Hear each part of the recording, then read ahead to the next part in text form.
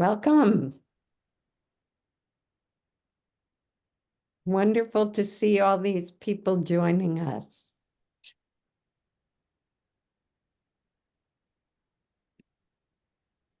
I'm going to get started right away because we have a very, very full program today. So I'm sure people will keep coming in, but I'm glad so many of you came out for this reading on a hot day through most of the country, I think. We have the 9 finalists from the 2024 Chapbook Competition that was brought to you by the Poets Corner, Toad Hall Editions, and the Camden Festival of Poetry. Our poets hail from across the U.S., as many of our audience do, and if you want to, just put where you're coming from in the chat, and you might put the temperature there too, so we can all commiserate. If you're new to the Poets Corner, it was founded in June of 2020 by myself and my dear friend Catherine Seitz, who, because of her health constraints, is no longer involved. But we wanted to create a community of writers. We were sheltered in, we were alone in writing, and community seemed really important. So we did, and today we have more than 4,500 members on our mailing list from all around the world. We host monthly readings like the one you're joining today. They're usually on Sunday afternoons, usually the second Sunday of the month. They're free and they're recorded, and they're always available on our website after the event. We also do workshops, craft talks, and special events for which there's sometimes a small fee, usually reasonable, we hope. Before I introduce today's reading, I want to tell you about some events coming up. There's a really special event in August. I don't usually host any readings in August, but this year we're going to have Natalie Goldberg here in Maine. And she has a new book out called Writing on Empty. It was just released. It's Writing on Empty, a Guide to Finding Your Voice. And she's agreed to read for us on a Thursday evening, August 15th. There will be a $25 fee to attend this reading because it's a fundraiser. And it's a fundraiser for the Millay House new Writer in Residence program. And Natalie will be a writer in residence at the Millay House at the time, but they also have competitive juried residencies for a month along with a stipend. And if you want information on that program, go to MillayHouseRockland.org. In September, we're hosting Ross Gay live and in person in Camden, Maine for an afternoon craft talk and an evening reading on Saturday, September 28th. But the craft talk will also be available over Zoom for a fee of $25, and you can sign up on thepoetscorner.org. This is coming to you as a collaboration from the Belfast Poetry Festival as well as the Camden Festival of Poetry. And on October 20th, back to the Poets Corner, Billy Collins will be reading. And this is one of our regular Sunday readings, and it's free. Just sign up and register on our website. So lots of exciting things coming up. So back to today, because I don't want to take any more time away from the wonderful poets we have reading today. First of all, I want to say, if there are any of you that are listening, participating online today, submitted poems to this competition, congratulations to you.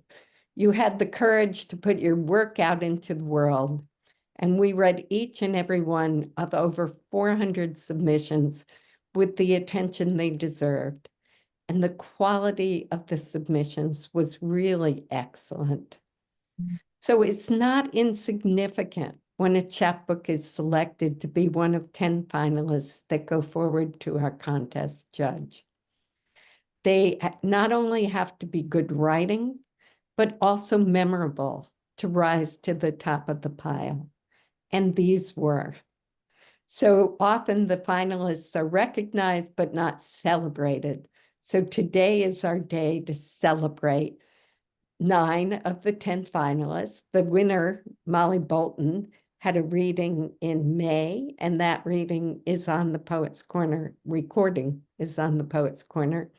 You can still purchase her chapbook from toadhalleditions.inc, who published the chapbook. So today we have several of our readers from the contest, all poets themselves, who will be introducing each of the finalists in their chapbook. So without further ado, we're going to begin with Amy Tingle introducing A.C. Clarke. Hi, everybody. Welcome. Thanks for being here today. I'm excited to introduce AC. I love their bio, which says they are from Florida, Georgia, and Alabama. And if we had time, I would want to know about all 3 of those places. They teach in the film, theater, and creative writing department at the University of Central Arkansas. Their recent work can be found or is forthcoming in Shenandoah, Afternoon Visitor, Passages North, and the Massachusetts Review. And I just wanted to read a few sentences from Marie Howe about AC's chapbook, Small Talk. Marie said, "This group of poems holds dialectical energy, forever turning back to question itself, then moving on and turning back at the same moment, holding so much in opposition, winding along in elegant sentences, breaking over lines. A stubborn, inquisitive mind at work here, and a resilient heart." AC, looking forward to this. Thank y'all so much. This is such a delight. I'm usually in Central Arkansas. I happen to be in Northern Michigan right now, which feels like such bizarre timing, as a lot of this chapbook takes place in Northern Michigan. This is where my mother is from. And I'm so happy to be here. Thank y'all so much for having me. Having my work even reach Marie Howe is such a dream come true, and hearing those words is like an electric shock. So thank y'all very much for having me. I'm just going to read 2 poems today, one of the first poems and then one of the kind of middle poems. This first poem is called "I Was My Mother at the Start of the Year." At the start of the year, I was cutting camellias, which smell like nothing, but not in the same way snow does. Fresh snow's nothing is the something of everything else around it. Burnt gasoline from Joanne's truck and the dirt her sliding wheels exposed. Inger Christensen tells us, add words, but let things be. See how easily they find shelter by themselves. At the start of the year, Joanne was a woman without a license, striving to a bar that had closed 10 years ago. Her last month made a question of each of us. Sometimes when I called, she'd go, "Who are you?" But other times she would tell me who I was. She didn't remember she didn't have a granddaughter anymore. So at the start of the year, I was my brother, my uncle, some man I'd never heard of. I borrowed these lives that let me meet her at the end of hers. I slipped them on like another man's shoes.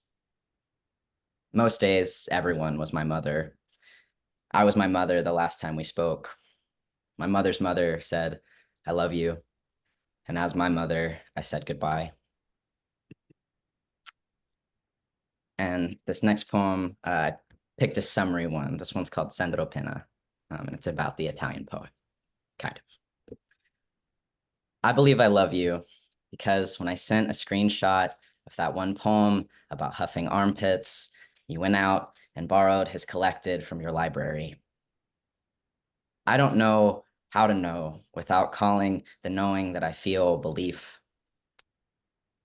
Once the earth was formless and empty.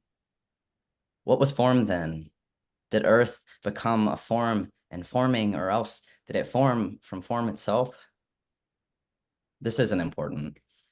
That's part of it. The first conversation we had alone, you asked me how I lived with my most obvious contradiction. It was cold in Philadelphia. still so early in what was a long year. I wish I could say one doesn't manage it, or that it's less of a life, but it wasn't. I mean, I did manage. It was my life. I thought I knew what I believed. I was glad you noticed, that you had asked. At your wedding, I wanted to ask you the same thing, but I didn't. One or two more related points remain to be made. I can see them there, considering if they want to be said. In your translation of the poem, summer failed, but in mine, it had only gone wrong. Thank y'all very much. Mm. Thank you, AC. That was wonderful. Next up was supposed to be David Oates, but I don't think that he's here yet. So hope we'll come back at the end for that.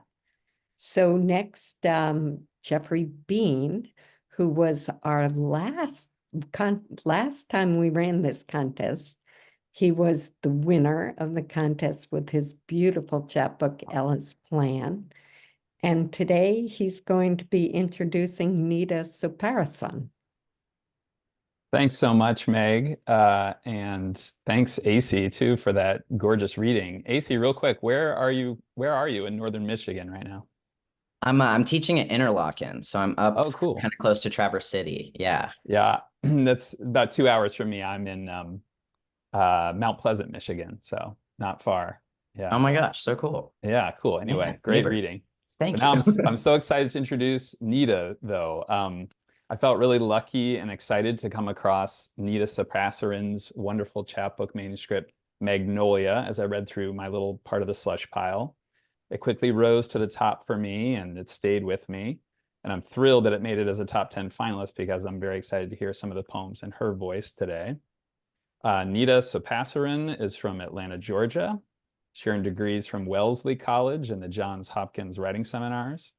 Her work has appeared in lots of great journals like New England Review, Prairie Schooner, the Carolina Quarterly, and others. And I'm very excited about this. Her first book, Novice, will be published in the Sewanee Poetry Series by LSU Press in March 2025.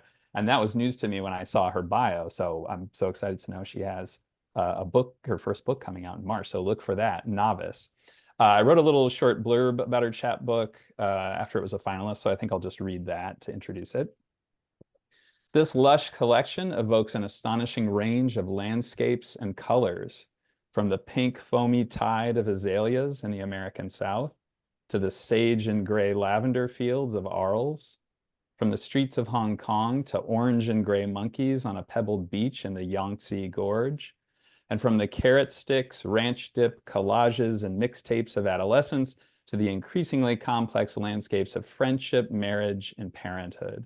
I kept returning to these poems for their finely tuned language, keen emotional intelligence, and engaging narratives. And Nita, I'm so excited to hear you read some of these poems, so I'll turn it over to you. Thank you so much, Jeffrey, and everyone at Poets Corner. That was such a nice introduction, and like when I'm feeling down, I'll just read that description to myself all the time. It's so nice to be part of this community. I spend a lot of time living abroad, and so it means so much to have people connect with the places that I've been to, and also just to be a part of this community. I'm far away from it for a lot of the time in my life. But anyway, I'll get started. The first poem I'd like to read is called The Paperback Room, and it's sort of a New England-y setting. Anyway, The Paperback Room. We found them on a hunt for illuminated texts on the second floor of the library, in a quiet wing towards the back, a room with celadon green carpeting and dark shelves, the paperback romances. Windows lined one wall, but we wouldn't have looked out the windows. We four sat and read aloud passages when we should have been writing papers. We laughed at the tropes. She was klutzy and had no idea she was beautiful.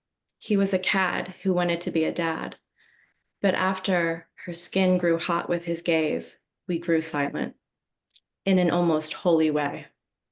We leaned against the shelves and then eventually sprawled onto our stomachs, where instead of listening like nymphs to Orpheus, we read to ourselves.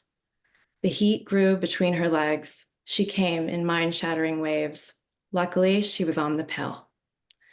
Light faded, and someone mentioned the dining hall closing, so we wrapped scarves, hauled on peacoats, and trudged up the hill through broken up and frozen over flows of December snow. In our warm, incandescent rooms, we returned to comparing Van Gogh's potatoes to William's plums. Later, my friend confessed she went alone to the paperback room the next day and stunned herself with how she couldn't stop reading. She was the most honest of us all about the chaos of her body, and in that icy cloister of stone and bookish girls, I fell deeper for her. After all, the safest place is to be hidden, but still to see. And her thirst for these objects of obsession. Her study was not even as a bid for self-possession, but simply as a woman who plays with the wild deities, guarding dusty truths in the next room. And so the next one is Violent Femmes. I think all of you might be old enough to know who the Violent Femmes are, but if you don't, it's an alternative band from the 80s. So Violent Femme, summer, Atlanta, 1989. Handstands in your pool, and after Marco Polo, we rest elbows on the concrete lip and ask each other what it means to lose your teeth in dreams. At night, we play Contra and pluck carrot sticks radiating from a bowl of ranch dip. Skip to 13. We chug Gatorade and gin, and you walk a straight line in the kitchen. Outside, I vomit in the daisy bed. We churn out mixtapes and collages, wear corduroys, plaid flannel, and saddle shoes. Prank call, boys enter. I can't keep up and am mean too often. New friends rotate in, sleepovers end, but we are loyal to some original feeling. And in April, reach out for our birthdays, up to the last time on the phone 10 years ago, when you're in LA and knitting. Trying to live in the moment, you chuckle low and quip, hope this is it. When you're gone, your dad returns some of my old letters. It's your last prank, where instead of hearing your voice, I'm forced to hear me, pretending not to need anyone, and worse, misusing curse words. You'd laugh at the desperation. Almost as desperate as our first meeting on the playground swings. Strawberry blonde strands threading the chains. You toe the mulch and ask, have you even heard of the Violent Femmes? I lie and say yes. Thank you. Thank you, Nita. That was wonderful. And, some of us might not be young enough to have known the Violent Femmes. Oh, great reading. Wonderful. So next up will be Amy Tingle, one of the founders of Total Editions, introducing Katie Linsky. Hi again. Katie's book, Chapbook, Loose Sonnets on Girlhood, was chosen as a finalist. Her writing is out and forthcoming in Blue Mesa Review, the West Review, Emerson Review, the McNeese Review, Contemporary Verse 2, Cobra Milk, and elsewhere. She spent 10 years working in public health, which continues to inform her work as a writer. And I just wanted to read a few of the notes that one of the contest readers wrote about Katie's chapbook. There is a flicker of reality that suffuses the poems in this collection, a clear-eyed combination of grace and grit. The rooms of these sonnets, instead of merely enclosing, seem to expand outward like an optical illusion. Welcome, Katie. Thank you, Amy. So delighted to be here and hear all these beautiful readings today. Much like AC, I'm actually normally based somewhere else. I'm normally based in Belgium, but I am back outside of Boston, which is fitting, as the first poem that I'll read today is more about my origin story than where I've landed today. I'll read two poems So I'll go ahead and get started. The first poem is called Novocaine. Remember the time we pierced my ear in the boat during the storm? Anything can be a decent idea when you've drunk enough rum, like holding your friend's head steady with one hand and the needle in the other, at the mercy of choppy waters.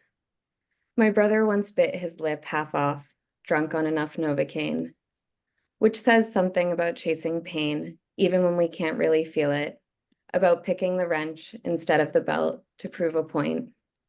He kissed brass knuckles before Easter brunch, smiled through missing teeth. My mother says, put a rubber band around your wrist and snap it every time you have an anxious thought. If I do it every time I'm hungry instead, I will bruise. Monica split her shin open in a cave when she visited. It wasn't the blood that surprised me, but the way she howled with blame, tallying the scars already on her leg.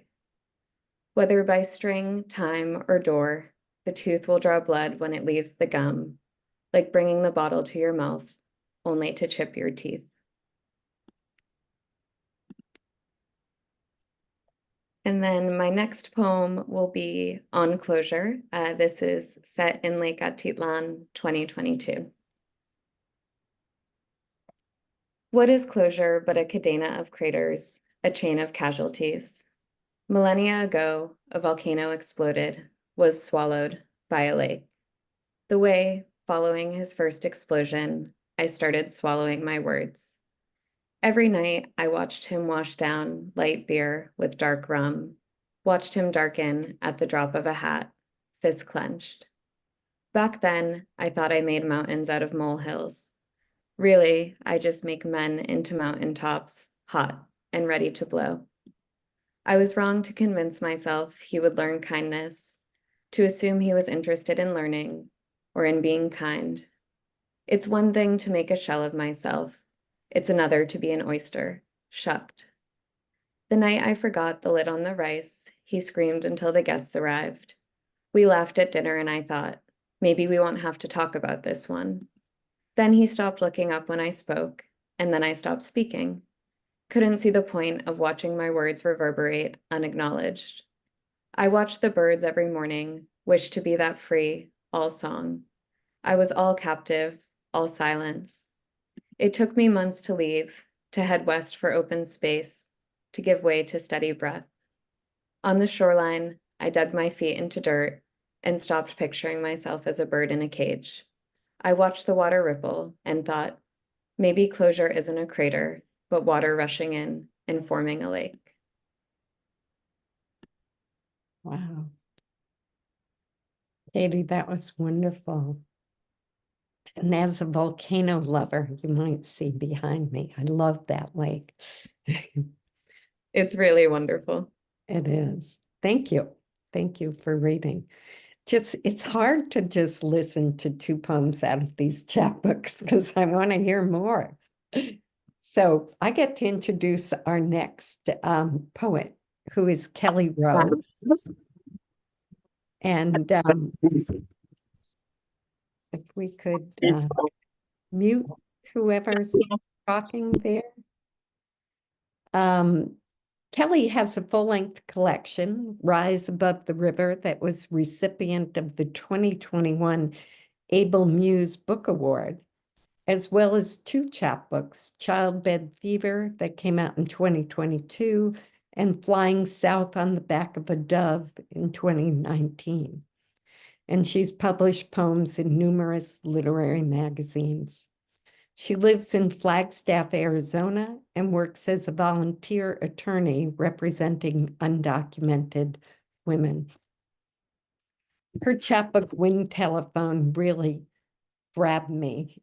It's a fictional collection of poems that had its origins in a story you might have heard, as I did on This American Life, about the unconnected telephone in Otsuchi, Japan. Itaro Sasaki originally created the wind telephone in 2010 and placed it in his garden to allow him to talk to his cousin after death. After the earthquake and tsunami, he opened it to the public.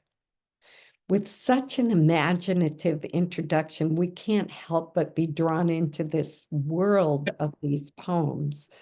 You'll want to read the whole chapbook because one or two poems will just swallow you into this magical story that's told with brilliant brushstrokes of language and imagination. Please join me in welcoming Kelly Rowe. Meg, this is so nice of you. I have occasionally been a finalist before, but I've never felt recognized in this way. And I'm sure all the other finalists feel the same way. It's just such a good feeling to be part of a reading, to hear other people's work. So thank you. I'm gonna read two poems from the middle of the manuscript. I took a fictional approach and wrote the chapbook about a man who saw his wife and children swept away by the tsunami from the cliff where their house was over the town. And then when he was searching and hoping to find them, he found that a telephone booth half buried in the sand. So I'm going to read two poems from the middle after he has found the booth. The first one is called "It Took Most of a Day to Carry It Up the Hill. Impossible task, but I did it. I bent my back. At the top, I let it slip off, dragged it, tearing the grass, exposing a thirsty soil, digging a raw path. I set it at the cliff's edge, where hydrangea in their purple choir robes sway on the ledge, singing themselves hoarse. That unlicensed contractor, the wind, roared into the garden in his dust-covered truck, took out his sky blue toolbox, and whistling began with invisible wires to connect two distant worlds. And this poem I'd like to read is about his first experience trying to use the wind telephone once he gets it set up. I imagined him as a kind of laconic guy, not a big talker. So it was a different experience. This is called, I'd pick up the receiver. Nothing. Hang up, pick up, dial out at random, wait. The wind belly laughs, felt his fat cheeks. You dope, don't you get it?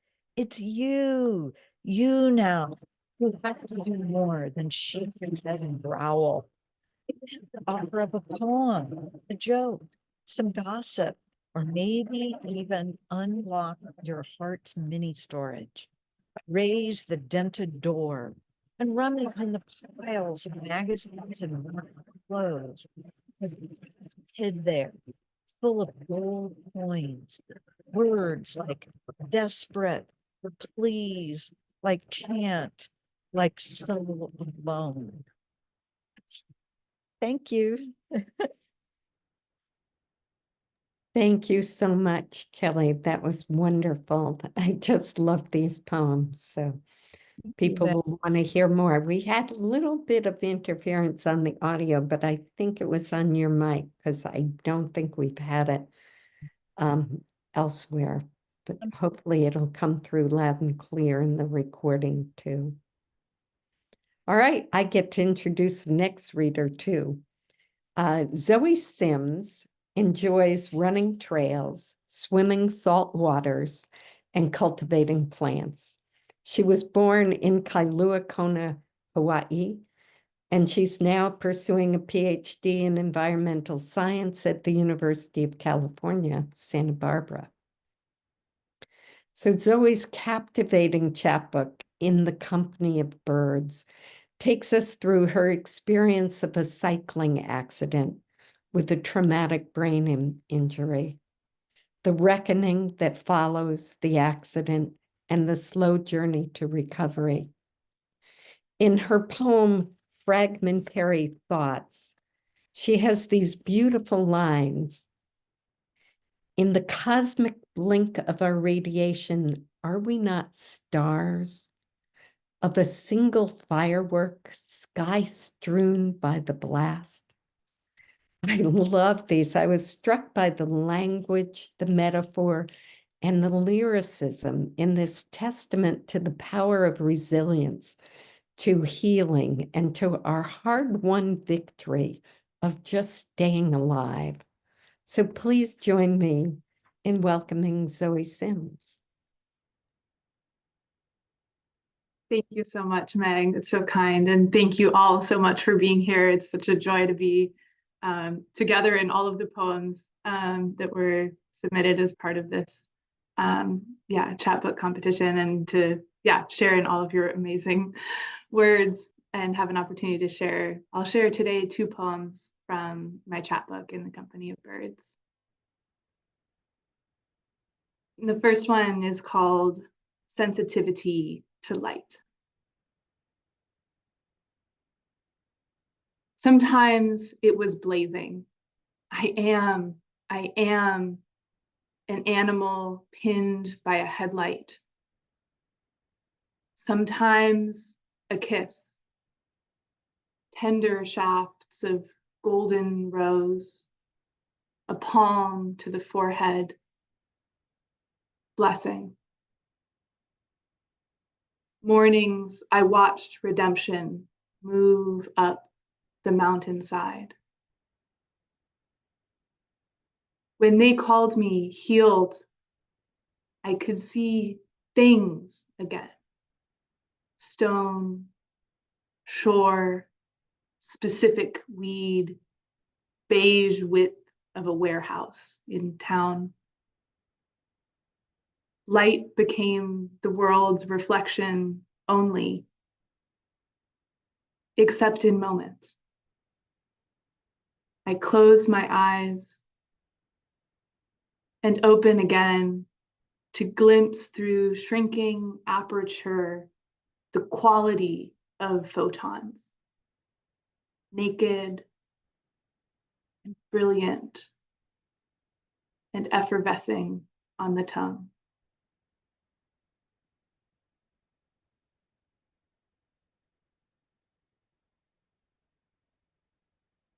The second poem I'll share, which is actually just on the facing page of that one in this collection, is called Golden Time. It is a fleeting hour. The streets waft dinners, jasmine rice and oil and garlic and meat. Someone shoulders the handbag and locks the car, steps inside a house where the lights are already on. At the dead end, fathers and sons toss foam footballs across the cul-de-sac. An auntie sprays water at blue petals blooming in the space between sidewalk and curb. Behind, blood orange sun sears an end across the sky.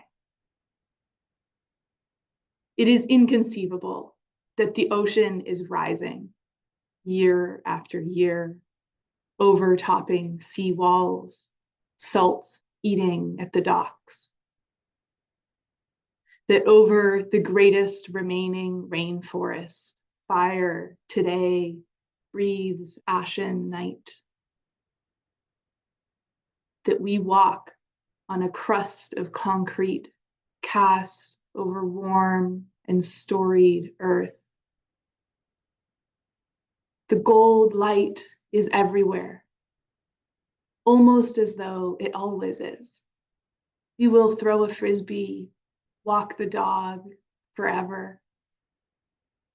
It is hard to believe we are dying on blind corners, in garages and kitchens, gray rectangles like this.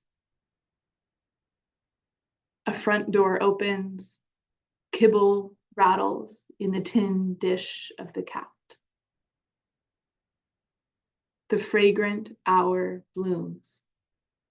burnished rose over our roads, verges, faces, homes. Thank you. Zoe, thank you. It's hard to believe we are dying. It is, in the face of all this life. Wow, thank you. Thank you. Our next introducer will be Maya Stein, another one of the founders of Toad Hall Editions, and she'll be introducing Katya Zinn.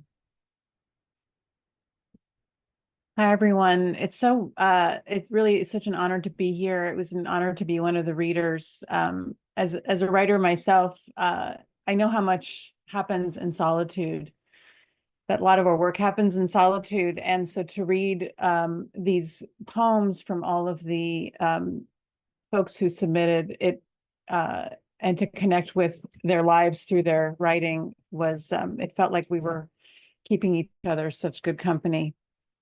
And I want to also thank the folks who are here to listen, because that's really good company too. Katya Zinn is a Boston-based performance poet, interdisciplinary teaching artist, and unofficial poet laureate of Chuck E. Cheese. Her work explores humanity's need for art to ignite change, fuel healing, and forge connection. She's the author of the chapbook Human Verses and a full-length collection, Manic Depressive Pixie Dream Girl, which was a 2024 Independent Publisher Book Award winner. I had such a good time reading her chapbook, All Sorts of Animals. And I wrote about this and said a loose sort of wordplay, wit, and cleverness vibrate brightly through these poems, but threaded through are the taut strings of human connection and a sensed and felt observation that belies a profound and deep wisdom. The collection is a high wire act of daredevil choices. The writer took so many risks. I felt breathless as I read, but I never felt abandoned to a free fall. These vignettes are so carefully drawn and rendered with the confident artistry of a writer unwilling to take shortcuts, who knows the rigor of the climb has its own rewards, its own necessary beauty. Katya, I'm looking forward to hearing your work. Welcome.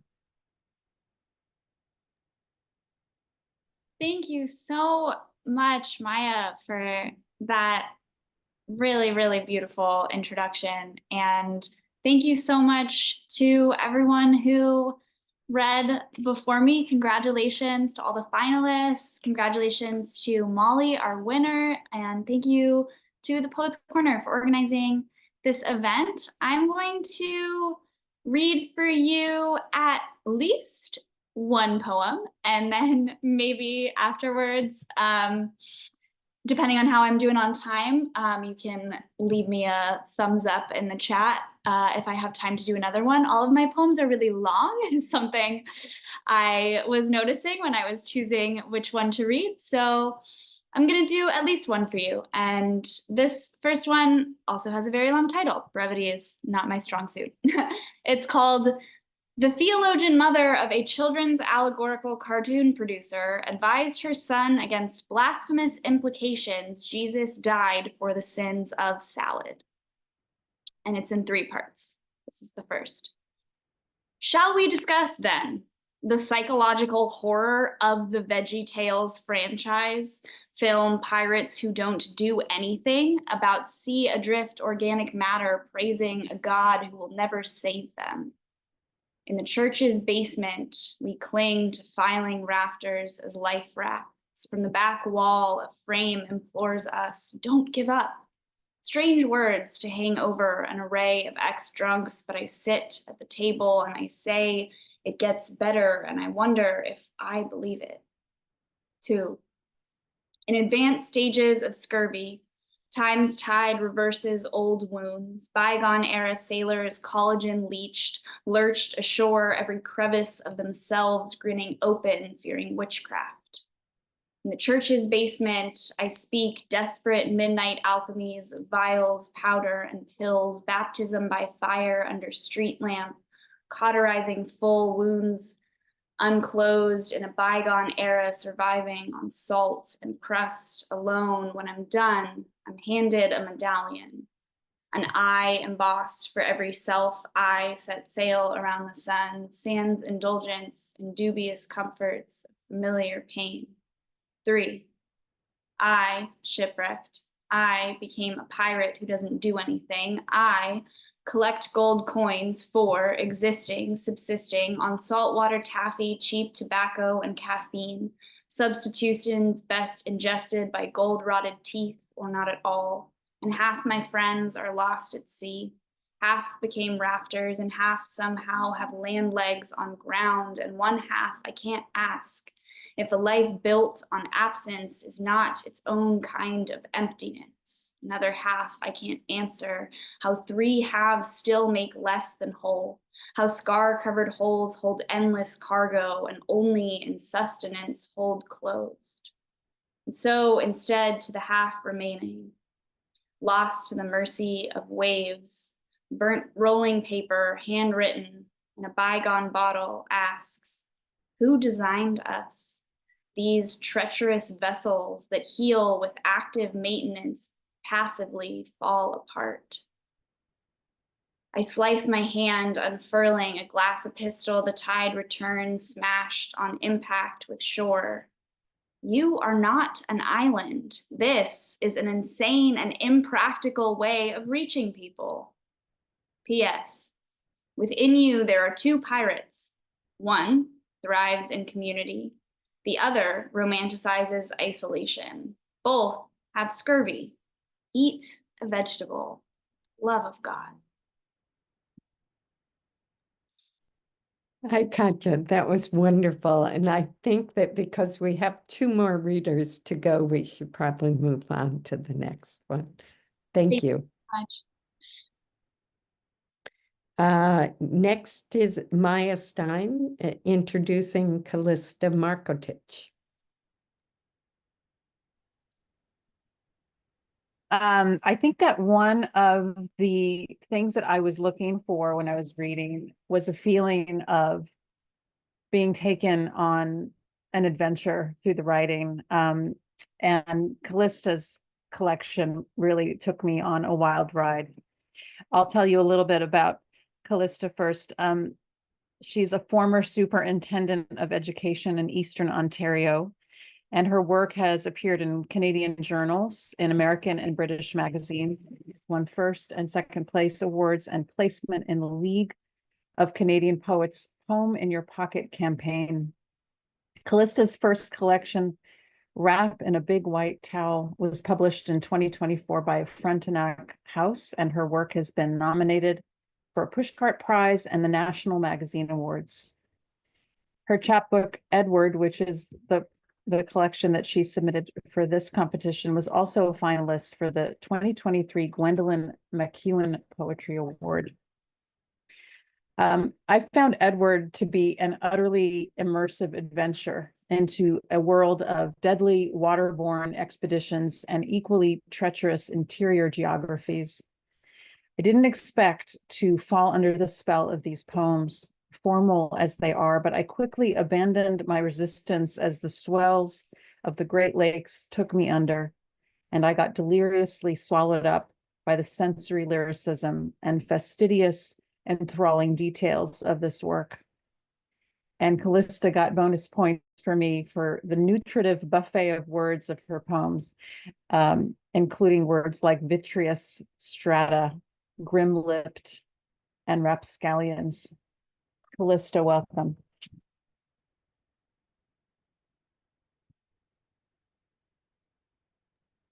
Callista, you'll need to unmute yourself. There. Okay. Great. Okay. I would just want to thank everyone who read it. It's been wonderful. It's just been wonderful to hear all of the poems you read. And Maya, thank you everyone who organized this contest. It's wonderful to be honored as a finalist. But when I read the comments of the reader, who I imagine was Maya, I honestly felt like I had already won. So I read as a winner here, and thank you for the opportunity. It's chronological, my story, and it's a true story. It's a true story of a dreadful Great Lakes storm that happened in 1913. It was considered the storm of the century, and it was happened right here on our Great Lakes, mostly Huron, but actually that storm involved 3 fronts that affected all of the lakes. Many ships were lost. They were never found some of them were found years later by divers. 1 or 2 have never been found. Most of the mariners who were on the lake that night were drowned. This is the story of Edward. He was the youngest captain of a ship called the Regina. And the first poem and the 4th poem I'll read. The first poem in the voice of his daughter, Aileen, and the 4th poem is in his own voice, although, yes, it's in his own voice. Aileen's story. If God had a voice, it would be like Papa's when he tells me his story. His voice is calm as sky above the wail of winds, the whip of spindrifts, the hiss of sleet slapping the contented face of Huron. His voice is strong and clear as he explains the frenzied crest so high, the troughs between so shallow, a freighter could smack its keel and crack and take on water. His voice grows brave when he describes his crew, fumbling with the life vests, how he hails them by their names, calls out to them in courage as they leap for lifeboats tossing in the icy slurry. And when their oars strike air above the freezing royals, when they disappear in mountains of water, in curtains of snow, the silence then, as if the awful roars have muted, his voice drops deep in love and hope for them. They'll make safe harbor somewhere. Through the blizzard somewhere, port lights will surely burn. In every coastal town, the bells will toll, insistent whistles scream. Above the hellish chaos, Papa's voice stays steady, cool, to comfort me. It comforts me. If God had a voice, it would be like Papa's, I think. I was 2, if photos tell the tale. Just a child in a black dress and little boots, sitting on a porch when Papa and his men and his ship and all went down. Edward went down with his ship, but his body was not recovered until the next summer. The storm was in November. His body came ashore in early summer. But this poem's in his voice. Edward. The water spits me in a spate of springtime zest onto an undercut cliff with scraggy turf just greening. I am bigger than the giant carp the waves throw up, razor-toothed horrid carcasses that on our walks would make my kids say, "Ah, look, Papa." I display an elongated sprawl, a complex shape, so that the farmer and his collie creep close quite gingerly to see what they don't wish. Arms, legs, a torso. The farmer is a Christian man and thinks straight off of Jonah. But Jonah was alive near Nineveh. I am near Port Sanilac in Michigan, well drowned. In my breast pocket is my diary, oilskin wrapped. I can rest in peace that Amanda and our children will find themselves inside it, held close to my heart in loving ink. The farmer and his collie become brief celebrities, photos taken, along with one of me, archival, noted in the news as Edward McConkie, captain of the steamship lines Regina. And so I am a prophet after all. My brother will surely come now and gather me up and take me home. Thank you. Wow, thank you so much, Callista. You know, these people are brought back to life in a way through your voice, through your poems. Thank you. So our last reader will be introduced by Amy Tingle, and that she will introduce Julie Marie Wade. It's really an honor to be here today, to listen to all of you. I think, I don't know if Meg said it before everyone was let into the waiting room or not, I can't remember, but we were saying that we spent a lot of time with these manuscripts, and to be able to hear them in your voices is really thrilling after all this time. So I feel really grateful to be here. Julie is the author of 16 volumes of poetry, prose, and hybrid forms, and her writing has appeared in numerous publications. She has been nominated for the Pushcart Prize 32 times. Julie has been teaching in the creative writing program at Florida International University since 2012. In the notes from one of our contest readers about her chapbook Capriccio, I read, and completely agree with, the words, "How could I not have completely fallen for a collection that features strawberry Pop-Tarts, Light Bright, and banana hammocks? I found these poems breathtakingly daring. They create a topographical map of intimacy that burnishes and glows as it passes through our orbit." Welcome, Julie. Thank you. Thank you so much, Amy and Meg and everyone at Poets Corner and all of the readers. The poem Capriccio, it's interesting that the reader thought of it as multiple poems.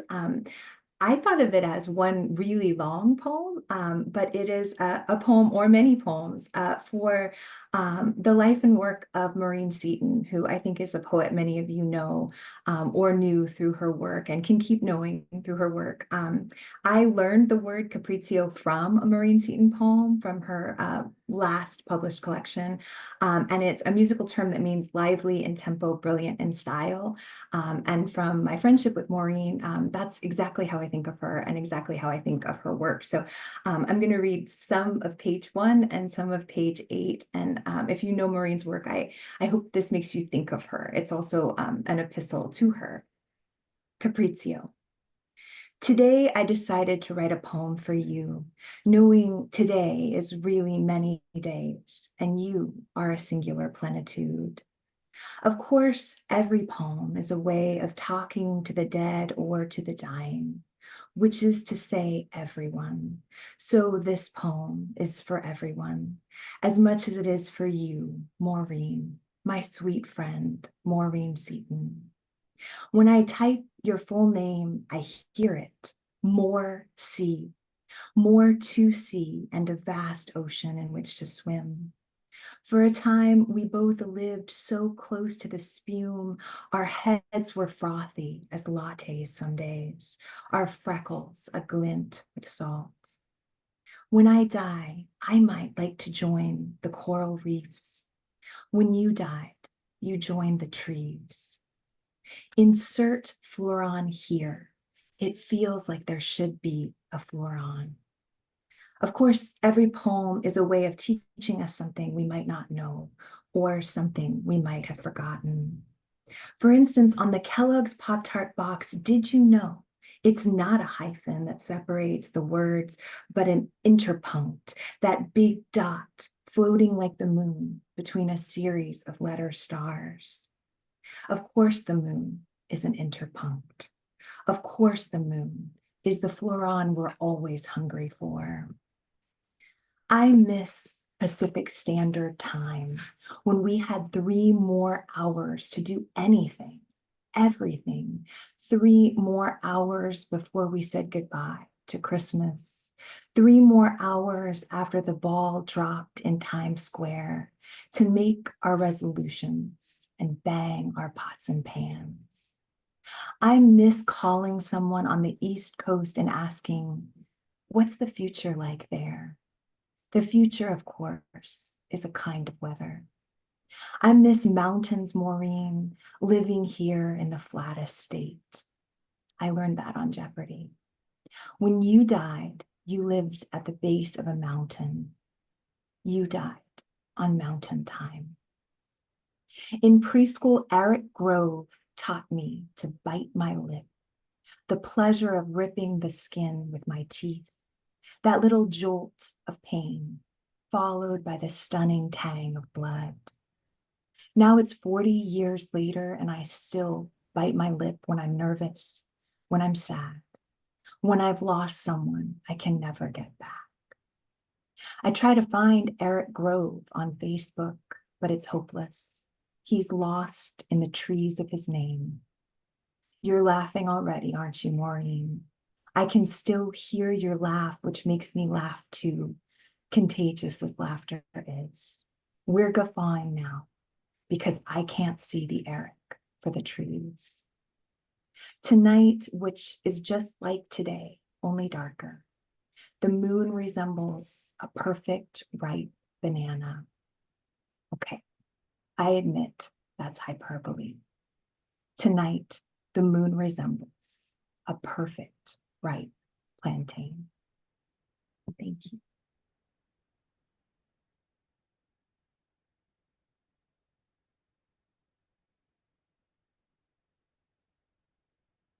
Julie, were you going to read one more section?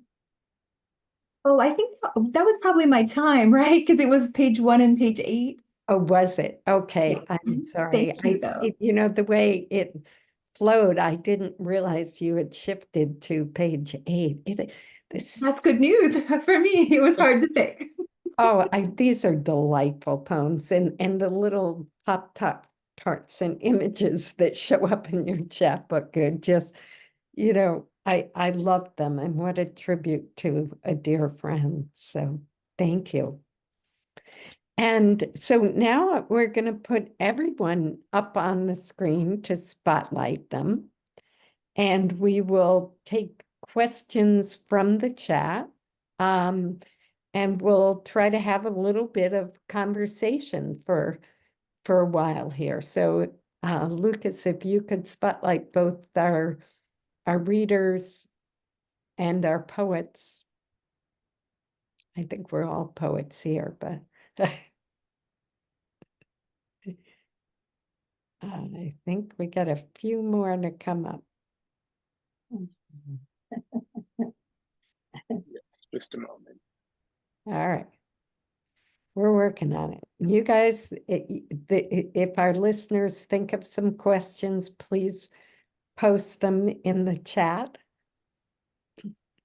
It was just such a delight to hear these poems read in your voices. I really have to say, you know, and Amy said it, I think, when she introduced Julie, that we lived with these poems, especially these finalists, because we'd read them multiple times before we decided on that final 10. And it was, it's just different to see them come alive in a voice too. So, and Lucas, maybe you could spotlight Liz Collick too. Liz is the third founder of the Poets Corner, not the Poets Corner, of Toad Hall Editions, and also I have 8 designer. readers here, and I can spotlight 9 people. Oh dear. So Okay. who would like to be our lucky 9th?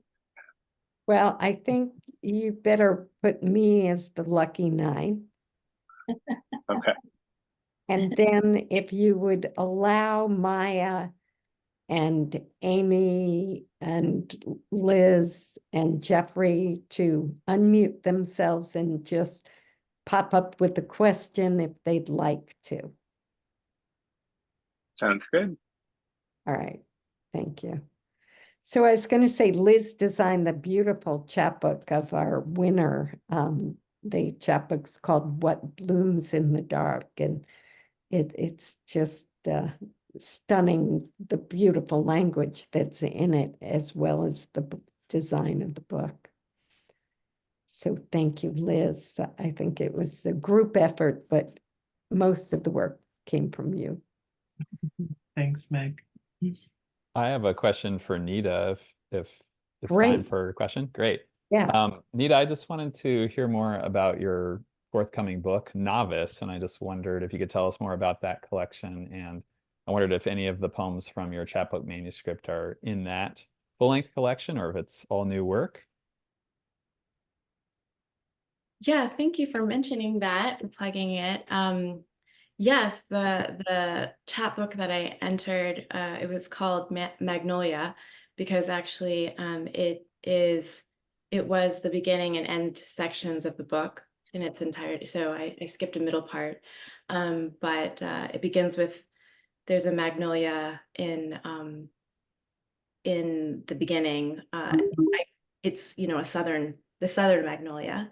But it's also endemic to southern China, which is also where a lot of my poems take place. So it sort of formed a nice kind of little, I don't know, family of poems to be put together like that. And actually in Novice, the manuscript, it's actually divided into the seasons of a tropical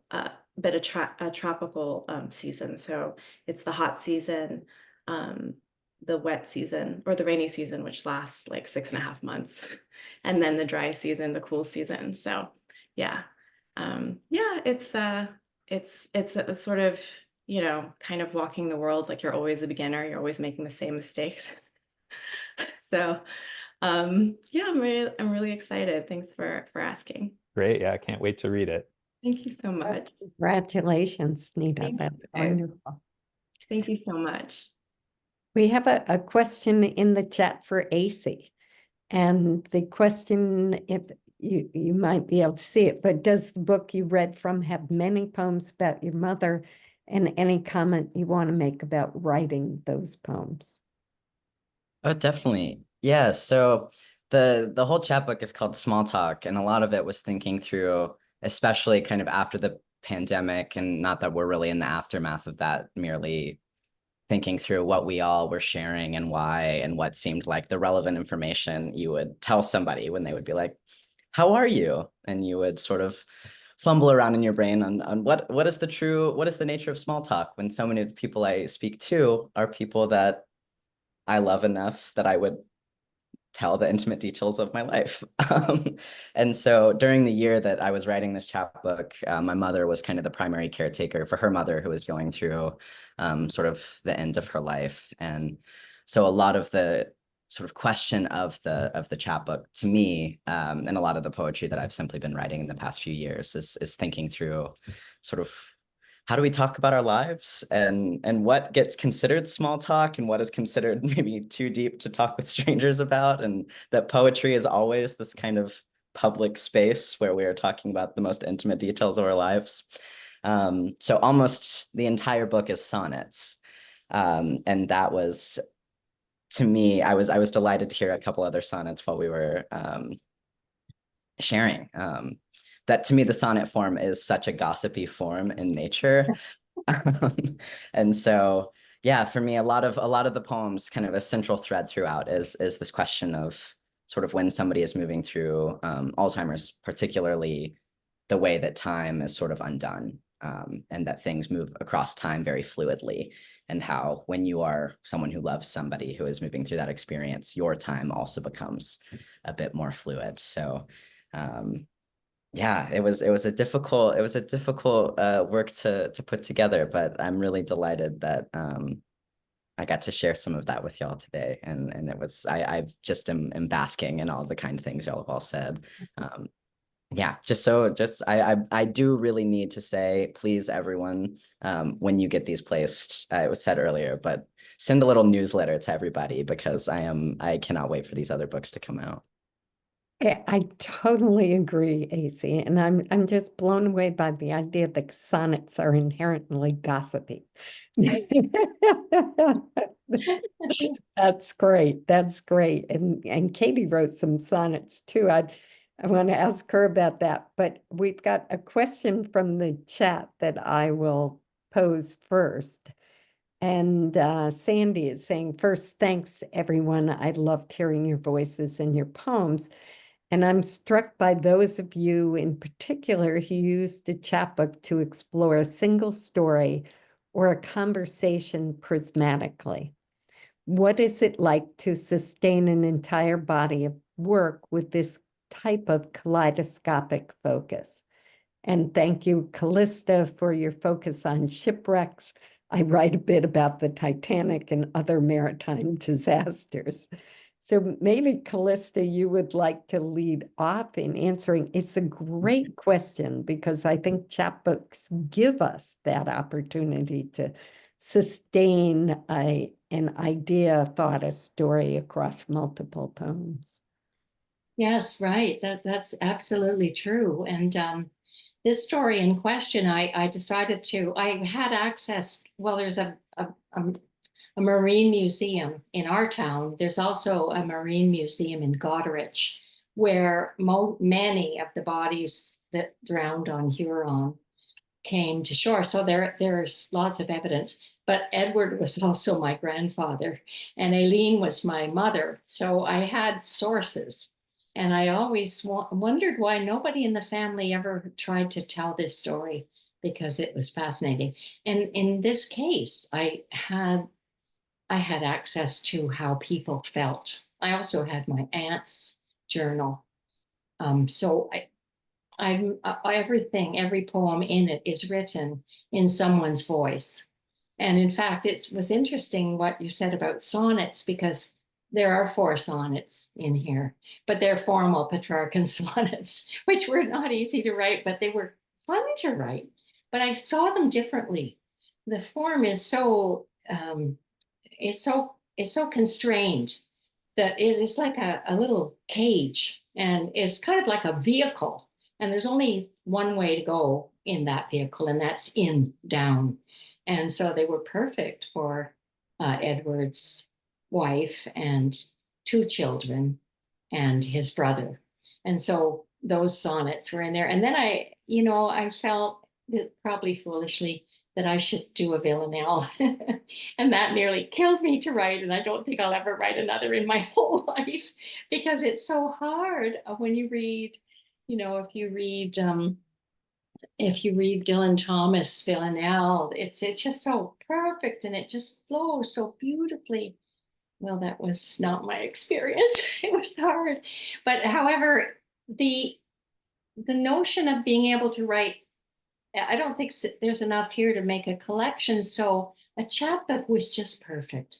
I think it lends itself to a story or connected thoughts, like the ones about animals, the ones about an accident, the ones about growing up, being a girl, and the ones about family. I don't mean to go on too long. I think it's perfect. It's a perfect length of book. It's a perfect little book. And to sort of follow one story or one theme, which sometimes you can't do in a big collection. You had a wonderful combination of historical knowledge and imagination in that. Yes, yeah. Julie, maybe you would comment also on this idea of a chapbook, of being able to tell one story. So many of you know, Maureen Seaton passed away last August in 2023. And she was my friend for a long time when she was living in Florida, but she was sort of also my friend before she knew she was my friend, because I had read every book that she had ever published, and more posthumously published collections are forthcoming of Maureen Seton. So there are more words, which is a huge, huge good thing. But in the last year of her life, she was kind of not on the computer as much, but she could still text. And so we had this habit of, like she wasn't really leaving the house too much in Colorado where she was. But I was going a lot of places. And so I would just like take pictures of, like Maureen would love that, like anything kind of zany or surprising. I would just text her pictures of things that I saw around South Florida, which is a very zany, colorful kind of place. And, I would just send her little chronicles, like these two iguanas that live in my yard, who I call Simon and Garfunkel. And I would tell her like what they were doing and, like what was going on with the moon, because we always talked about the moon over us, slightly north of Miami. So we always, moon over Dania Beach, moon over Hollywood. We had all these things. And when she died, one of the first things I thought was, I'm not going to be able to text Maureen anymore. And I hated that. But then I thought, wait a minute, why do I have to stop texting Maureen? I'll just put it in a little file.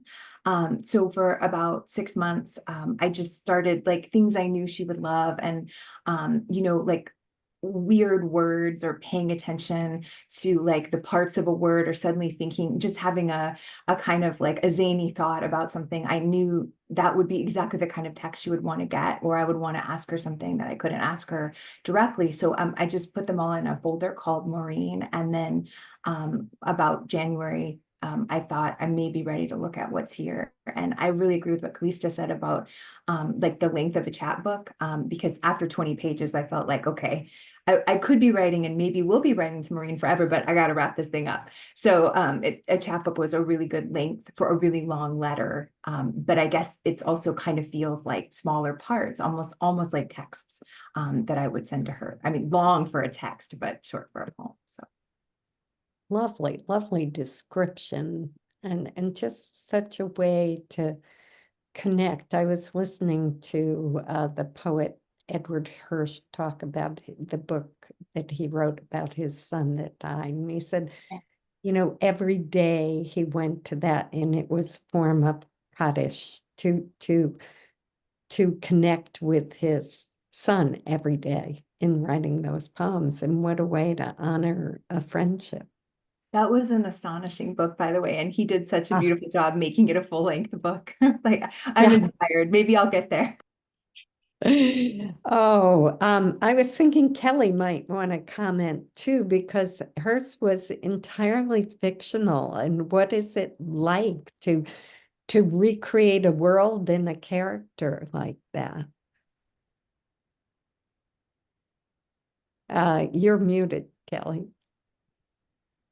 Sometimes I think maybe I'm a frustrated fiction writer because I love the music of poetry, but I really like storytelling. My own life is pretty pedestrian and pretty ordinary. And so other people's lives often interest me. And it's also a way maybe to begin to explore emotions that are a little hard to talk about. And so if you put those emotions in a fictional character, somehow it's liberating. Callista, I don't know if you've found that to be the case, but yeah. So I almost everything I write is fictional, or about someone other than myself, a family member or something. Yes. So maybe I don't have the courage of some of the writers I heard here today who were so bravely writing poems about their own emotions and their feelings and their lives. And, I think AC said, what are our lives about? Well, I guess I'm exploring the same thing, but maybe I hide behind my fictional characters in a way.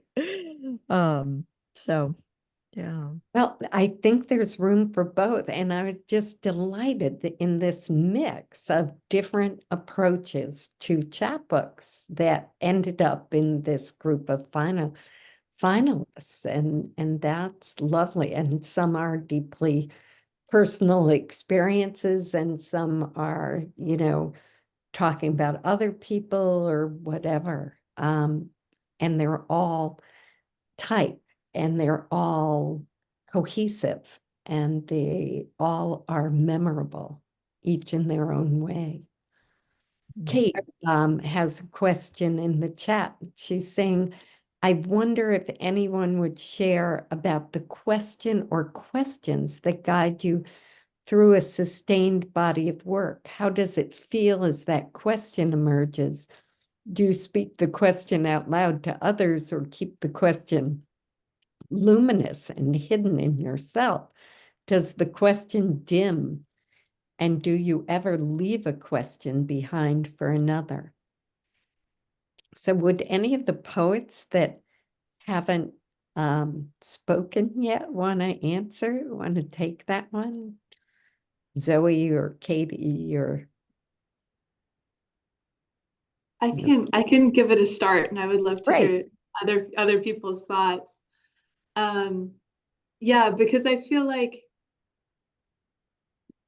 the questions that guided me through this chapbook were the questions that were guiding me through my life at the time at which I was writing it, right? There wasn't like, here's the question of this work. It was like, no, that was just my life for a span of time. And then at some point I looked back and thought, oh, that was sort of that was a discrete-ish span of time that I think is a discrete body of work. And those questions were thematically connected through that whole span. But I guess that, yeah, and I think that sort of like evolution of question, but also like returning to the questions. And like, did someone have a line, something about that today, about how we're just often circling back on our questions?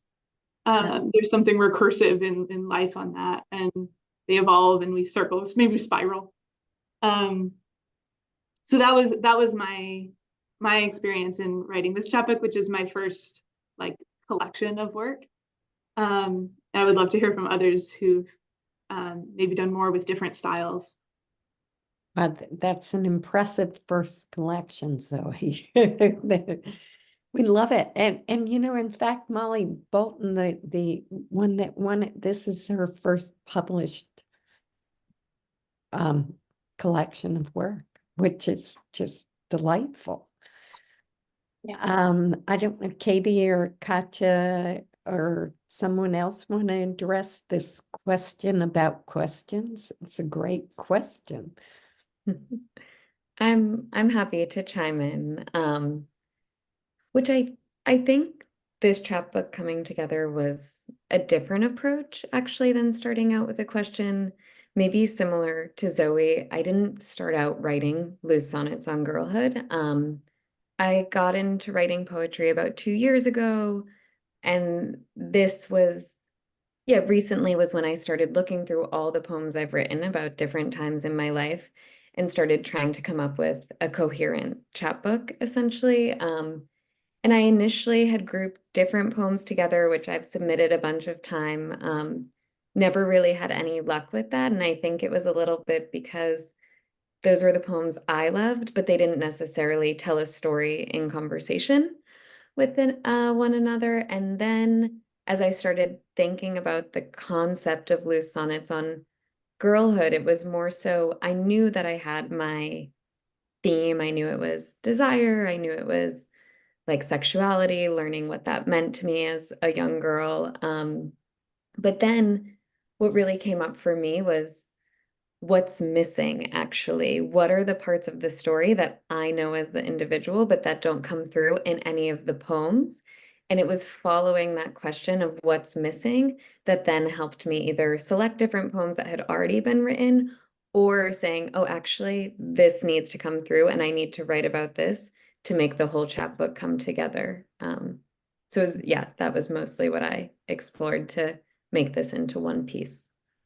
That's a great description of that process of putting together a chapbook, which I'm sure that many of the people that are listening today have done or are in the process or are thinking about doing, and how you might, begin, right? And then complete a work, which is pretty remarkable. Anybody else want to address the question about questions?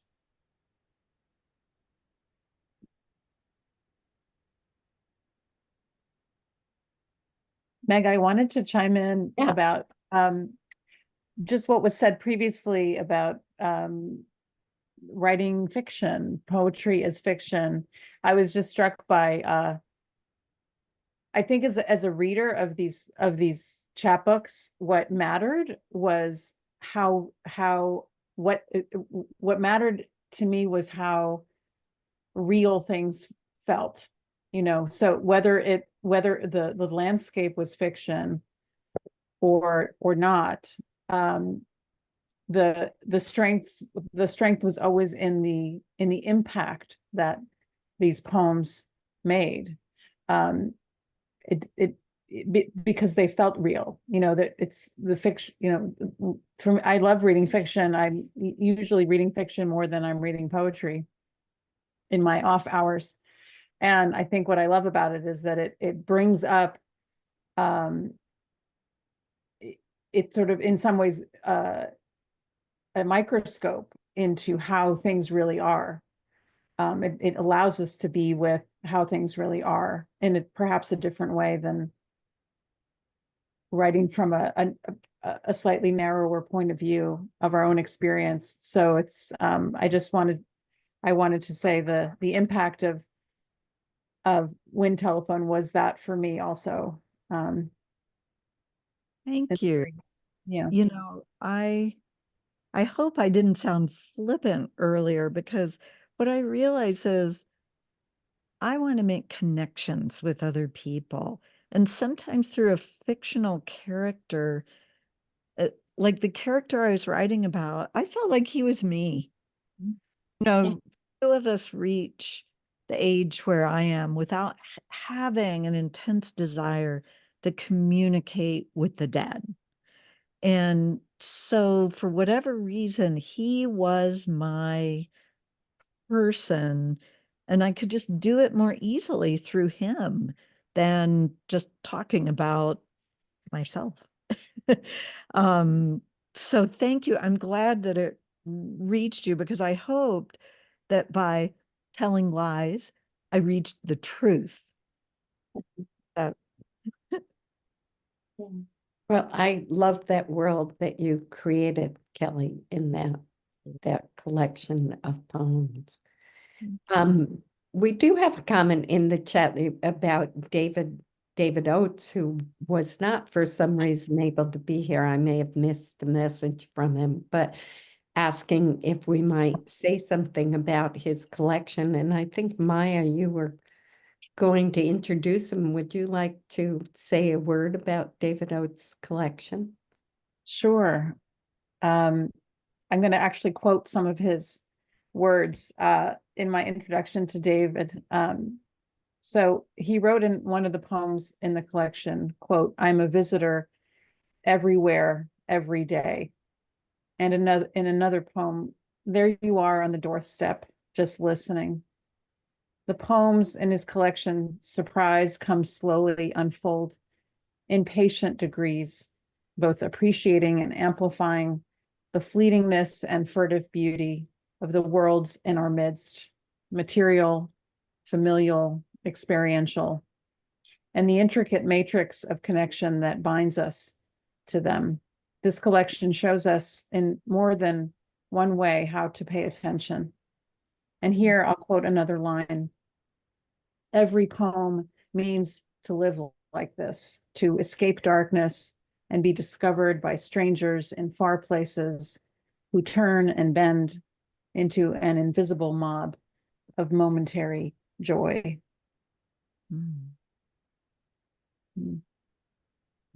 I can share a little bit about him. He's the author of 7 books of nonfiction, including The Mountains of Paris, the finalist for the Oregon Book Award, and winner of the Eric Hoffer Award for memoir. His recent poems have appeared in Orion, Rattle, December, and Cirque, and his work has appeared in several public art projects, including being engraved in the sidewalk at a light rail station, because who doesn't enjoy some poetry underfoot? That's great. You know, I'm just struck by the mix of poets in this group of finalists that are many of them published in multiple publications, and some of them just with their first chapbook put together in our first publication. And it just tells me that, you know, you don't know when you enter a contest like this, or a, you know, a competition, if you will, with your work. So, you know, I encourage people to be brave and do that, as so many have, because there is just remarkable work out there. And I want to thank each and every one of these poets that read today. And I hope you will keep us informed when your poetry is published in different places, because we'd like to recognize that on the Poets Corner, and of course read it in other forms. So thank you so much, all of you who came to listen today, to our readers who did so much work in reading through these chapbooks, and to my partners at Toad Hall Editions, who were just an integral part of this contest in every way, shape, or form, and bringing this to us today. What a finale, huh? Thank you all. Congratulations.